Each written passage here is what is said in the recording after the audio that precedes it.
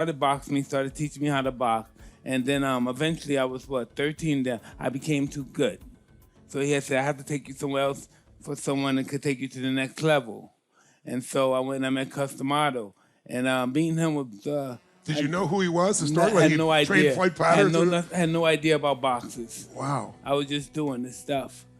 And I boxed with Bobby, and Bobby he like bloodied my nose. He beat me up pretty bad that particular time because I was really putting it on, trying to impress Cuss. And Cuss said, this is the next champion, providing he doesn't lose interest. So he said how old he was. And I said, he's 13. Then Cuss said he's lying. He doesn't want to go to prison with the grown adults, so he said he was 13. Wow. And so Bobby stood, because everything Cuss says is the Bible. And so he said, tell me the truth. After all these years, I've been there 2 years with him, and I said, tell me the truth. How old are you? I said, I'm 13. I'm 13. He says, tell me the truth. I said, I'm 13. So he got my birth certificate, found out I was 13. And then cussing those guys just automatically, I didn't even agree to it. They said, this is what you're going to do. You're going to be heavyweight champ. You're going to win the Olympics. You're going to win the gold medal. You're going to do this. And you're going to become heavyweight champ. You're going to be this and that. And I didn't want him to think I was afraid. And one day, I had a couple of amateur fights, and I'm fighting. I'm 15 now. I had a couple of championships, and we're watching. Excuse me, but No, it's we're okay. watching. That word goes around here easily. we're watching Ali fight Larry Holmes. Oh, yeah. And it's, Was it when Holmes beat him? Yeah. Beat Ali? it was really bad. Yeah. Excuse me if I cry. It's really bad, real bad. So, God, oh man, I can't believe I'm doing this. Thank you for sharing it, brother. So God said, are you ready to face and hand of the throne in this man? After he beat up Ali, that was his goal. And he taught me to become the greatest fighter in the world. I'm sorry I can't talk. Oh, it's beautiful, brother. Thank you. Thank you. Thank you for your vulnerability, brother. I just don't know where it came from. I just don't know how I meet this old man. He made me this fighter. He made you into this. I still don't understand that to this day. Still don't understand Who this? is he? Where'd he come from? What his life was like? Yeah. But he loved you. Yeah.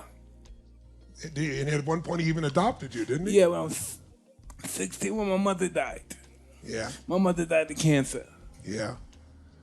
And so he adopted you, and he was your mother, your father, your mentor. My psychiatrist, yeah, my therapist, he was everything, yeah.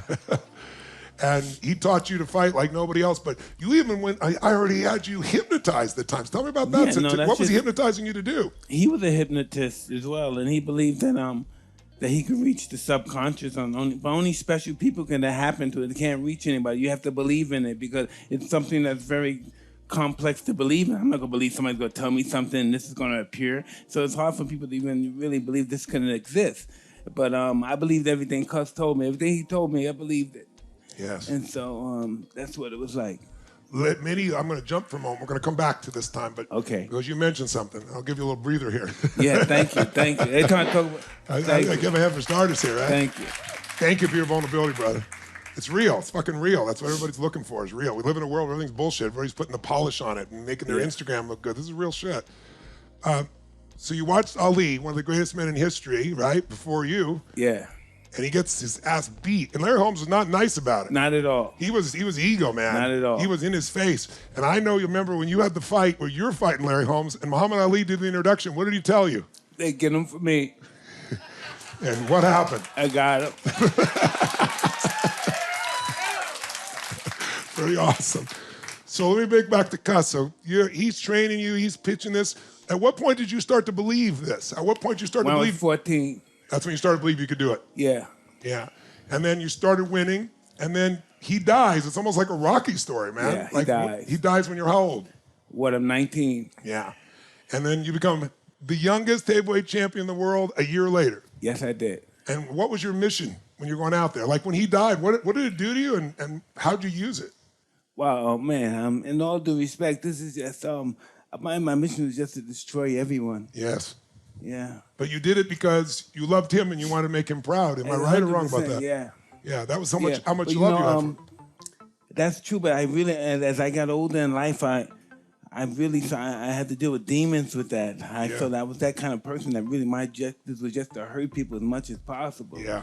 You know, not just beat them, but just to really hurt them Yeah. so they never forget me. And that was just my goal. That's what I learned from Cuts. That's all I knew. Yeah. And he didn't have much time to teach me because he died shortly. He only had 7 to 6 years to be, to teach me anything. So what he had to teach me was fighting. Yeah. He turned you how to, I remember when we met 21 years ago, you said he turned me how to turn the lights on and how to turn the lights off, but not really how to turn off that emotion, how to do it in the ring. Exactly. How to not, like when somebody's hurting you, not to feel it, not to sense it, not to get scared.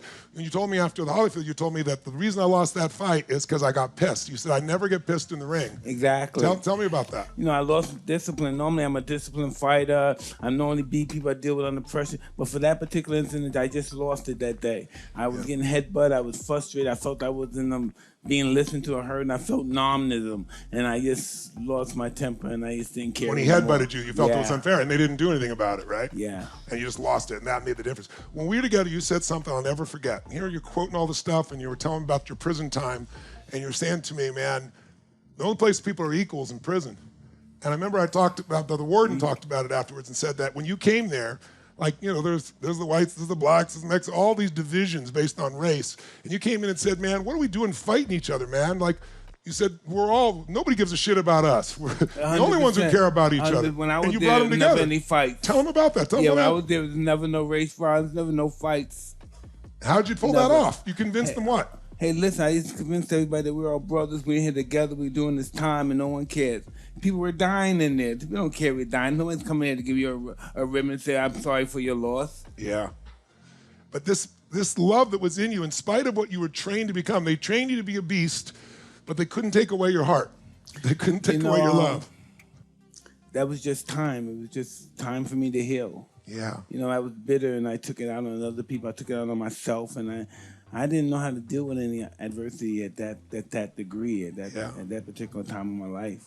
Well, you told me, I remember you told me you were describing the first time you saw one of these. I don't know why. You told me it was a Sally Jesse Raphael show. I remember it vividly. You were describing this Aryan brother, this big motherfucker, you said, and he had kill, N's on the front of it, the N-word, right?